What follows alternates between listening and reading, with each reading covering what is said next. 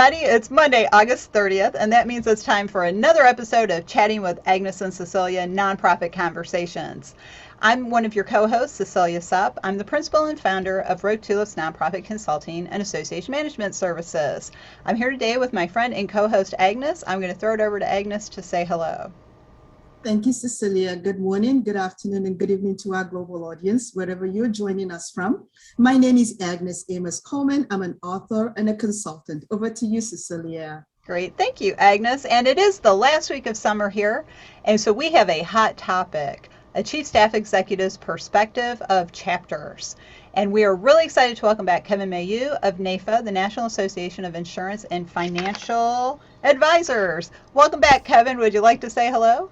Oh, hello. It's great to be back. Appreciate you all having me on today and an opportunity to talk to your viewers about an important topic to all of us as association professionals. Great, thanks. And you know, this is a subject always near and dear to my heart as a former chapter relations professional. So I think chapters are one of the most important aspects of belonging to an association of any kind. So Kevin, what are some of the things that you take seriously when it comes to serving your local chapters? Let's start there. Okay, well, I think from the national perspective, the important thing is to make sure that you provide role clarity for your chapters. So you kind of define who's going to do what, so we don't have a lot of duplication of efforts. That we provide training and support for the chapter so that the volunteers, and if they have a staff professional there, the staff professional understands, again, what their role is, what their job is, how to get resources to help them be successful in fulfilling their responsibilities to the organization, and then making sure that they understand that the national organization or international, whatever the parent organization is really a resource for them, because we're all in this together to make sure that our members, whether they be a member of the chapter and or, of course, a member of the larger organization, that they receive excellent service and they have a great experience as part of the association. That's great. Kevin, so what's some of the recommendations that you have for our association community on how to deal with sometimes competition between the headquarter association and the local chapters? Because this happens whether we like to hear it or not. This is the reality that we face in the community. So what are your recommendations in dealing with this? So that is a great question. And you're right, it is a reality on many levels. But the thing is, we're all in this together. We are all part of an association for one purpose, and that is to make sure that our members receive value out of the work that we do. So particularly in a professional association, it's all about advancing the professional stature, the professional knowledge dissemination, the networking, et cetera, for our members. And we all have different roles to play in helping to make sure that happens. The national, for lack of a better term, organization, his job is to basically set policy direction and to talk about what the organization needs to be delivering and what it wants to do, and to be a resource again for our folks. And then at the chapter level, whether it be a state chapter or a local chapter, it's about execution and delivery, putting together networking opportunities, putting together opportunities for people to learn, where they can get together in one local location. And then it's our job to support each other. And I think as long as we all understand that, we're all on the same team and we have different roles to play on the team, hopefully we'll be more productive together, because we should all be partners in ensuring the success of the association and the value it delivers to our members. Well, and I really support what you just said, because again, having worked with chapters for many years in my career, that's really the only way to make it successful, is make sure everybody understands they're part of a larger whole, and they're also part of a great communication system. They can connect with each other, they can help each other. And building on what Agnes asked about competition, I think a little competition's okay. How do you deal with what might be called, rogue chapters, those ones who think they can get by without you? Yeah, that's always difficult. And, I've been fortunate to be the chief staff executive of 3 different groups, and I was one of the number 2 guys at another large organization where I worked with Agnes. Sometimes that happens. But again, the important thing is that the organization be consistent and deliver what it has promised to its members. And if you've got a chapter that goes rogue and basically says, forget it, we're not going to do that, you've got to create change.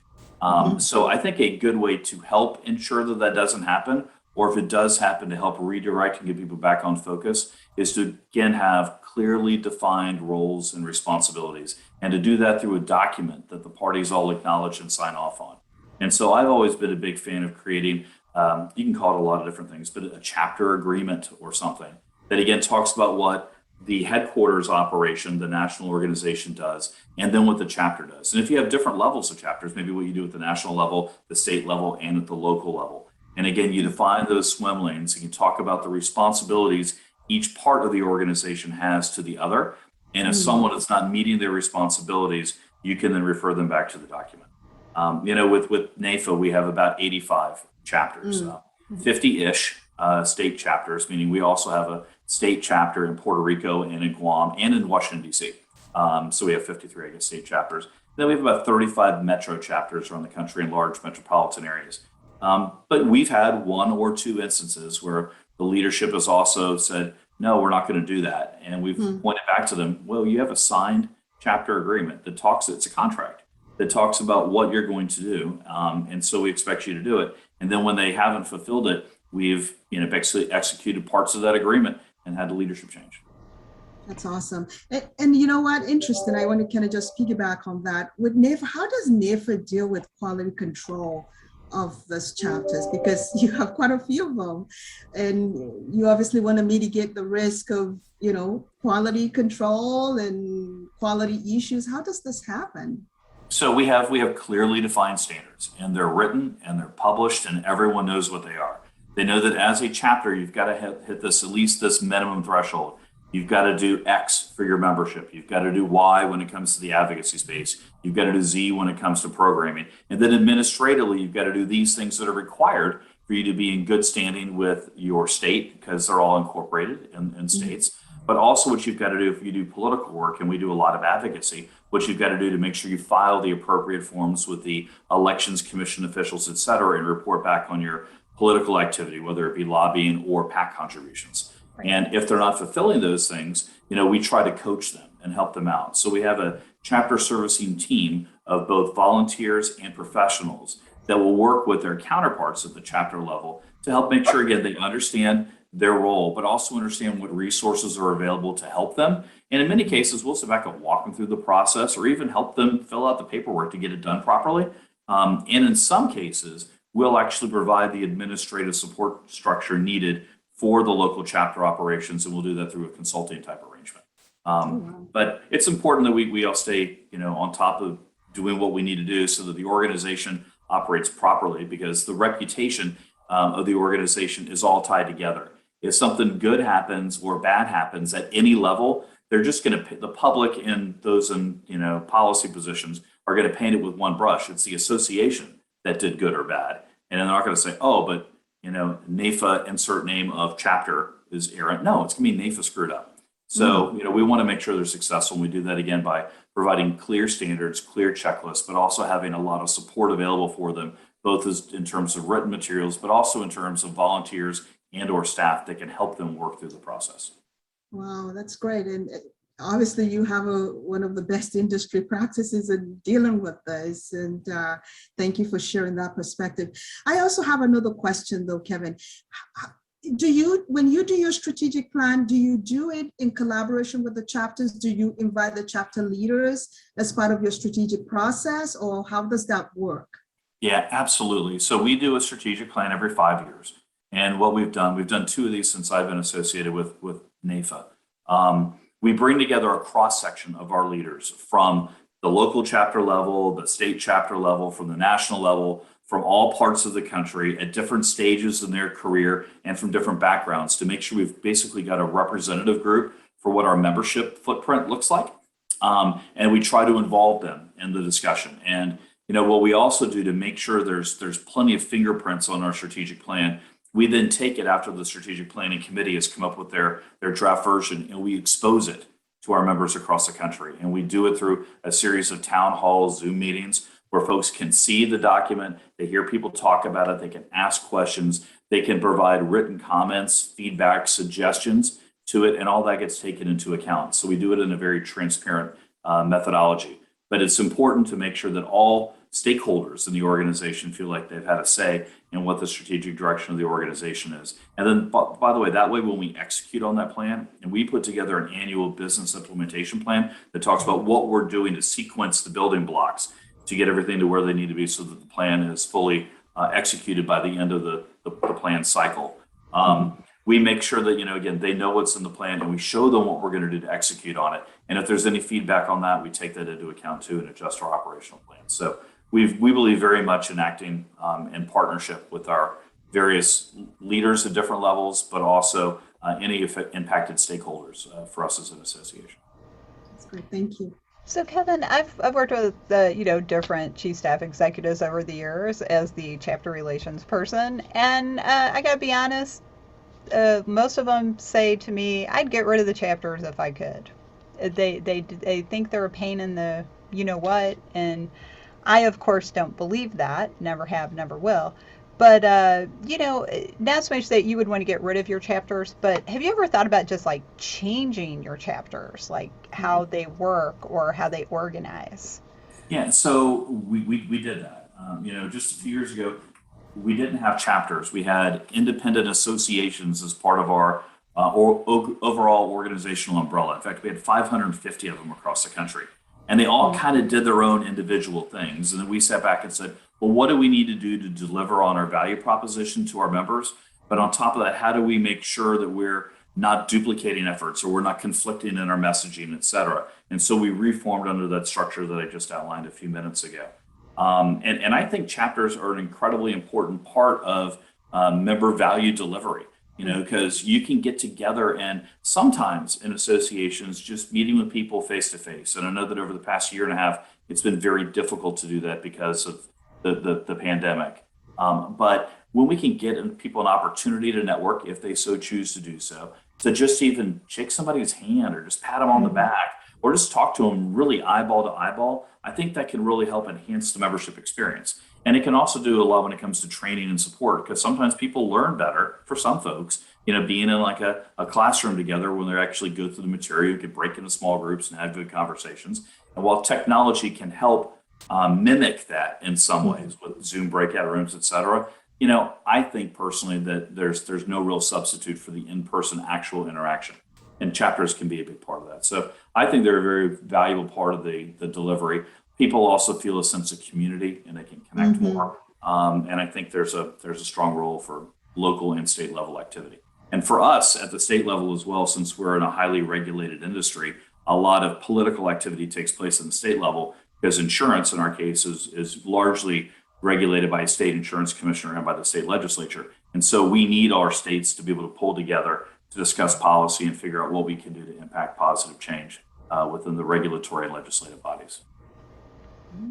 That's really well, and I'm glad to hear that because I have to say the times I've worked with a chief staff executive who said I'd get rid of the chapters if I could have just not been good moments for anyone. And that kind of brings me to that tension though. So whenever you're the CRP or chapter relations professional at an organization, you're kind of the middle person. You're between the chapters and the chief staff executive.